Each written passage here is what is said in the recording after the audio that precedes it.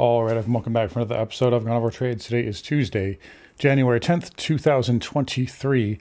If you're not done so already, please give the video a thumbs up, like, comment, subscribe to the channel. Come find me on carnivoretrades.com for swing trading alerts and analysis. Anyways, let's get into it here. So, markets bouncing back from the kind of uninspiring fade yesterday. Remember, yesterday we were up nicely in the beginning of the day, nice gap and go looking type move. And then we faded pretty, I wouldn't say sharply off the highs. It was a pretty controlled sell-off, but we faded off the highs and actually closed negative on the spiders.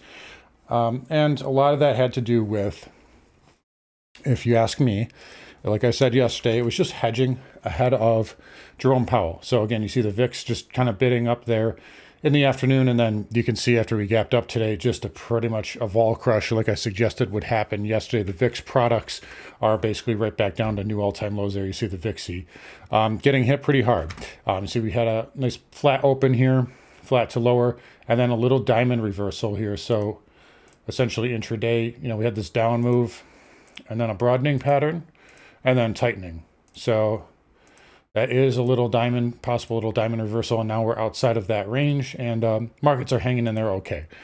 Like I said yesterday, the reason why I did not get too bearish about the sell-off yesterday is, there's many reasons here, but the biggest ones being, take a look at the volume there on the sell-off yesterday, including after hours, just under 74 million shares. By the close, I think we were at like 60 million. And you look at the volume on Friday, very strong with a strong up move. Similarly, look at the Russell 2000 here. By the way, the Russell 2000 today is at the highs and actually made a higher high from yesterday. So when I see the Russell leading, and when I see, yesterday the Dow Transport's leading, I see the semiconductors leading. I said there's a reason why I said don't ignore these guys. They'll tell you what's going on. When I see the semiconductors outperforming all day today and yesterday, it's going to be hard for me to get bearish. And it's, you never short a dull market, right? That's the saying. And yesterday was definitely a dull market despite the selling. Whenever you get a sell-off on light volume, generally you want to be a little bit suspect of it. And you can see now we're closing back above this trend line here on the spider, so we can get rid of that now. So that channel is now definitely done for. And we're back above the 20 and 100 moving average there on the daily time frame, which looks like we're going to close it right on the 50 on the spiders. But basically, you want to take a sell-off. Now if we had heavy volume yesterday, I would have been very concerned, especially if the transports and the semis were not leading, or the Russell was not leading. But you see, and for that matter, the NASDAQ was leading yesterday and is leading today as well, up 56 basis points versus the spiders up 51, 52. So again, nothing terrible here for the market, and this is exactly what the bulls want to see, right? So if you're a bull going into this week and going into CPI, the last thing you want is for us to close up at the highs yesterday, for us to be up again today, and possibly tomorrow. Why? Because then you don't want to be up into this gap on Thursday morning, because we're gonna, any sort of dovishness or any sort of good CPI print is going to be priced in. The gains are going to be more pulled forward. It's going to be harder for the market to rally. You want this to just kind of hang out sideways, do some backing and filling, consolidate, and maybe even move up a little bit tomorrow. But again, you don't want to see a straight line shot into that number. Likewise, you also don't want to see us really break down either, because we supposedly had a nice outside move last Friday. So you want to see it just hold upright, basically just kind of holding pattern. And for right now, for what it's worth, up move, 1-2 pullback. So there's nothing terrible here. You have an inside bar building up on the daily, and I think we're setting up for a possible move off the CPI, a bullish move. So again, it's really no secret that's my bias. It's been my bias here, and I think that's what we're looking at in the short term. In the big picture, yes, this market will eventually go much, much lower. But for right now, I'm giving the market still an upside bias here, especially as I see things like the volume being light and the NASDAQ outperforming, the transports outperforming, all that good stuff. Outside of that here, we're basically recovering. This little bid here looks like we're closing. Yeah, we're about to close in 10 minutes. We'll see if they can close us back above 390. That would be a positive, a very major positive. Also, the Russell, just for what it's worth, we're hovering right off the highs. So 180.12, we're currently above that. So we'll see if they can close it above that as well. Would also be a positive. You see the VIXy starting to bid down there. as we get into the final 10 minutes. But anyways, again, nothing's really changed on the triple Qs. We're still looking at that max upside being kind of that 280 area. So we'll see if we can get that maybe possibly later this week, maybe even into OPEX week. We'll see what kind of price action we get there. The Dow also up 46 basis points here. And again, same pattern, up move, sideways consolidation. Nothing really wrong when you see that moving forward. Onto the semis, we talked about that again. We closed above that key 215 level, 214.50, whatever you want to call it. That green bar low that was closed above yesterday. We're not above the 200 moving average, but still a big sign of strength, gapping and then holding most of the gains yesterday, unlike the rest of the market. So again, semis are a leading indicator. Do not ignore them. They will tell you a lot about where the market wants to go. Cloud software actually hanging in there okay. It is negative on the day. It had a nice day yesterday though, and this is still not a terrible pattern here. One and then up to, 1-2 up and then now just sideways here. I think this is set up for a move up to possibly 267, maybe even 270. But IGV just hanging in there and having a sideways day. Transports, again, above the 250 moving average again. And I like this test candle. So, we had a flattish to lower open. We tested lower prices in the morning. You held that 100 moving average there on the 10-minute, little flag, and then a pop. So transport's looking okay. Again, these are telling us the market should be given an upside bias here. These will eventually roll over, and I do expect the transports to top out before the market, just like they did last month in December, and just like they had that failed pattern a week or two ago. So we have to be careful of that. But for right now, transports are hanging in there okay, so we'll give them the benefit of the doubt. Interest rates here, 10-year up 2.96%. So rates actually getting a little bit of a bid here. That's basically trying to defend that trend line right now. I'm not convinced of what rates really do here. We'll see what happens, obviously, on Thursday. I guess the most simple way to put it would be if rates are, up into Thursday, then we look for a move down and vice versa. But right now, I don't really have a bias. I would have felt a lot better about the 30-year if we touched 40-50, as I've told you guys before. But for right now, we're just kind of ping-ponged in between this area that is resistance still and this area here, 34.6 is support. So those are the levels there. On the 30-year and then the 2-year actually had a pretty good sell today, down 118 basis points. A pretty good move there, but you're still inside of this green bar. And on the weekly, this is ZB, not ZT. Same thing is holding up though. But that would have been a big move for the 2-year, 118 basis points. The 2-year is down 9 basis points, not 118. But again, up move and then just kind of sideways here. Nothing wrong with this pattern. Actually, I like the pattern. And again, like I said, on the weekly, this is still holding up really well. And you can still get up to this head and shoulder, inverse head and shoulder target all the way up at, let's see, what is it? 103.15. So right in that area on the 2-year, that's where I think it wants to go. Anyways, over to Home Builders XHB. That is holding up okay. Again, pulled back off the highs yesterday and then a nice reversal today, up 92 basis points.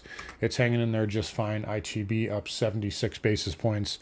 Was red yesterday, but this can still go higher. I still think this can get 266. VNQ up 7 basis points here. Nothing crazy here, but still inside of that green bar. So short term, we'll give it a little bit of an upside bias for now, but nothing more than that.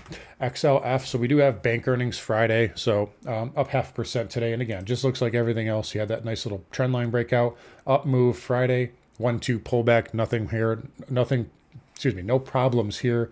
I can't see anything wrong with it at the moment. I could see it possibly getting back up to that double top there. Might be a little overzealous, but we do have, like I said, bank earnings. That could affect things. There could be overshoot if, there's short covering or something of that nature. So just be aware of that. But XLF holding up reasonably well, and broker dealers also having a nice day, almost to yesterday's high. We can get it closed in there. Yeah, it's very close. So 470.59, and we're just about 50 cents away from that right now. So XBD holding up as well. I like to see that sector leading. That is also an important leading indicator. On to energy. So crude here. Again, still just kind of an inside bar. on the daily. So this pattern is starting to mature a little bit.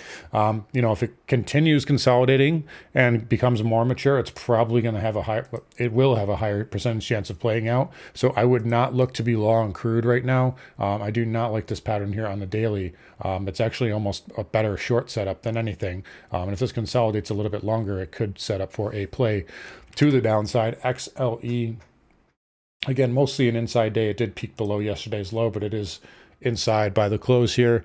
And what can you say? It's hanging in there really well.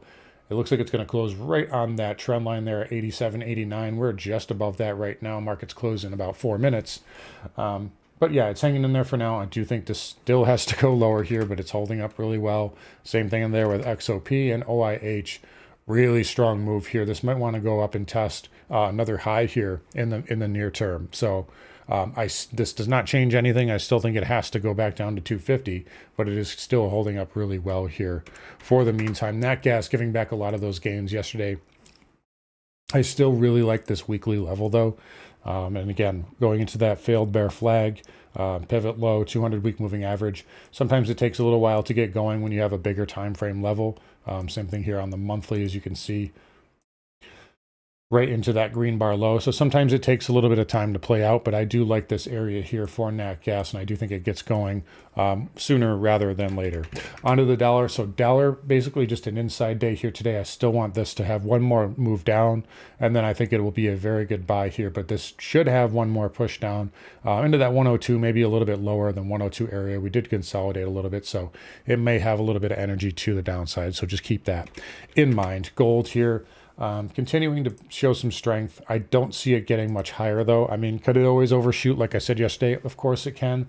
But right now risk reward is, to me, much more to the downside on gold. So be careful with it here. Silver here, continuing to just kind of hold this inside bar pattern. So up move. Technically this is bullish, and I'm not even sure that this rising wedge is that good anymore. So silver may have actually kind of, I mean, you could make a case, I guess it could, if you adjusted it and cheat a little bit, I guess it's still there, but you would have preferred to see this break down by now. So it's hanging in there. Now, this doesn't mean that I'm all of a sudden turning bullish on it. I'm not, but just be aware of that it's taking a little long to break down here. So maybe, who knows, it consolidates in time rather than price. Either way, I still think it at least has to go to 22, but I think 21 is the better level on spot. Silver, platinum here, kind of a nothing burger, but it had a really nice move on Friday, and we're just inside of that. So no problems there. Copper here, this wants to get to 420.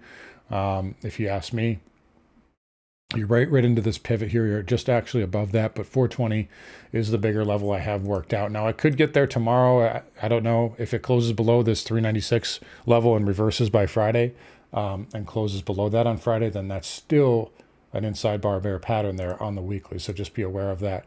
But it's hanging in there okay for now and having a nice bid, so we'll respect it. Bitcoin finally getting a nice bid here, up 1.77%.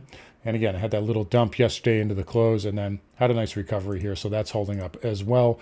This is probably due for some type of a counter trend rally before it pushes lower. Lastly, I want to get over to, if you give me 1 second.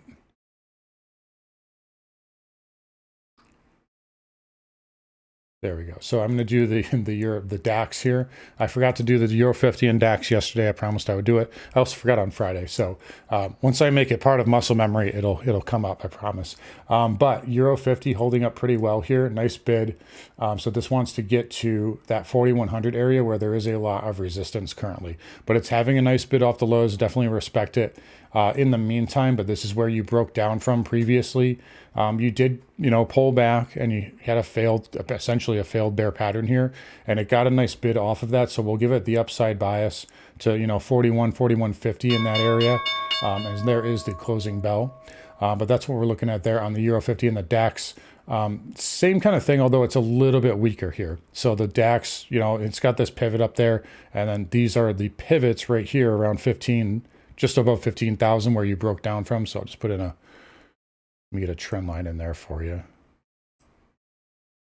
So right in this area, that's where you broke down. That's where I would give it the upside bias to for right now. But a nice little failed bear pattern here. We talked about possibly having to go test 13.5, 13.6, and you get a failed bear flag, so it does look like it wants to go higher, if you ask me. And then, it's basically just, it's kind of mirroring the spiders here, right? So you had that kind of bear pattern here on the spiders, and now we're getting an up move. So again, it makes sense to see that kind of working in lockstep. Anyways, spiders getting a nice little pop here into the close, a little short squeeze. So Q's finishing up 85 basis points. SPY up 70. Looks like the IWM got above yesterday's high on a closing basis. So again, IWM is a risk index, right? So if money's flowing into that, do you think the market is risk on or risk off? Of course, it's risk on. So that still gives me that upside bias going into tomorrow, possibly going into the CPI number. Now, nice bid here. You don't want to see the market get too carried away, though.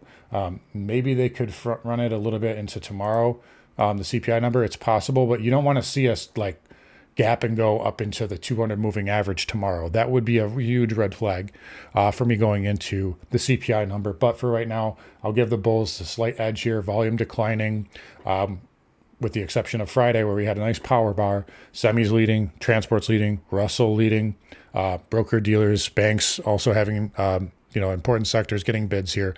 So we'll give the market a little bit more of an upside bias here going into the CPI print. Then we'll see what we get for OPEX week. Anyways, guys, going to wrap it up here. You guys take care. Come find me on carnivoretrades.com. Talk to you guys all tomorrow.